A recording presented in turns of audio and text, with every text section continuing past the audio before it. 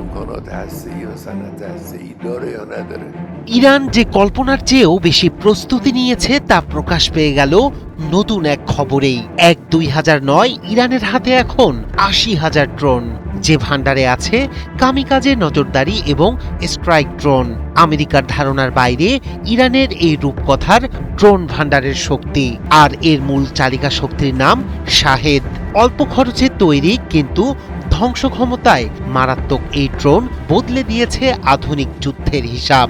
ইরানের ভান্ডারে মজুদ প্রায় 80,000 শাহেদ ড্রোন। প্রতিদিন নতুন করে তৈরি হচ্ছে আরও ড্রোন। এর পিছনে রয়েছে খামেনির পরম বন্ধু পুতিনের সহায়তা।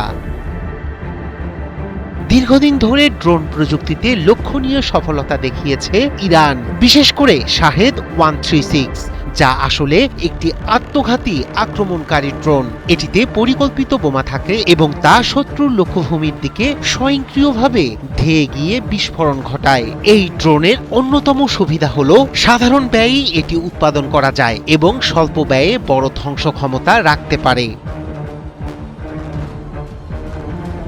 বিশেষজ্ঞরা বলছেন বিশ্বজুড়ে যুদ্ধের নতুন গেম চেঞ্জার এই ড্রোন। ইরানের তৈরি শাহেদ ড্রোন যুদ্ধক্ষেত্রে তৈরি করছে মারাত্মক ঝুঁকি, কারণ এটি সহজেই বিভিন্ন সংঘাতে ব্যবহার করা যাচ্ছে এবং প্রতিরক্ষা ব্যবস্থাকে পূর্ণভাবে চ্যালেঞ্জ করছে।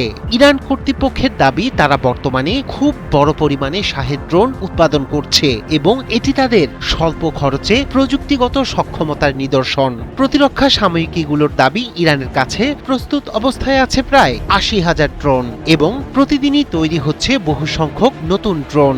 ব্যাপারটি বিভিন্ন বিশ্লেষকের উদ্ধৃতিতে আলোচিত হলেও নির্দিষ্ট সরকারি পরিসংখ্যান এখনও স্পষ্টভাবে প্রকাশিত হয়নি।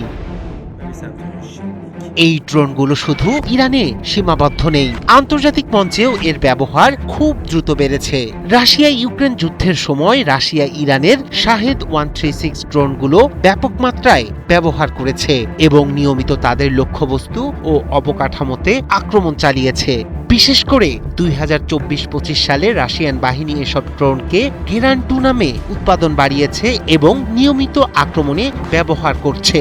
ইউক্রেন এবং পশ্চিমা বিশ্লেষকরা বলছেন রাশিয়া প্রতি মাসে কয়েক হাজার ড্রোন ছুড়েছে এবং এসব ড্রোনের একটি উল্লেখযোগ্য অংশই ইরানের প্রযুক্তির ওপর ভিত্তি করে তৈরি হয়েছে।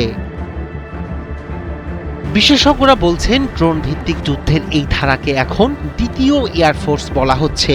এখানে দ্রুত উৎপাদন, কম ব্যয় এবং বিস্তৃত আক্রমণ ক্ষমতা দিয়ে প্রতিটি পক্ষই প্রতিদ্বন্দ্বিতায় ঝাঁপিয়ে পড়ছে। ফলে রণক্ষেত্রে রচিত হচ্ছে নতুন অধ্যায়, যেখানে ড্রোনই নতুন অস্ত্র, নতুন কৌশল এবং নতুন বাস্তবতা। আর এর কাছে হার মানছে বিশ্বের অন্যতম পরাশক্তি আমেরিকা। রায়হান কবির শুভ্র, ৭১।